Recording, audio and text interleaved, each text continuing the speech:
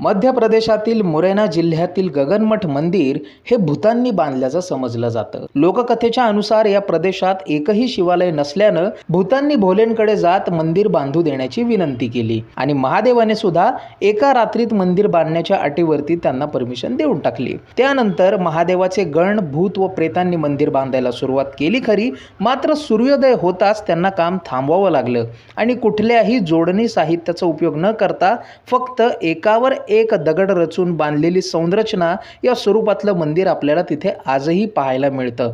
आणि गंमत म्हणजे यातील एकही दगड आपण जर का उचलला किंवा बाहेर नेण्याचा प्रयत्न केला तर मंदिराच्या दगडांमध्ये कंपन व्हायला सुरुवात होतात। आजही तिथे मंदिरात कुठलाही पुजारी नाही, फक्त पुरातत्व विभागाचे काही गार्ड्स असतात जे गावात रात्रीनंतर राहायला जातात, कारण सूर्यास्तानंतर मानलं जातं की इथे भोलेंची भूत प्रेत आणि गण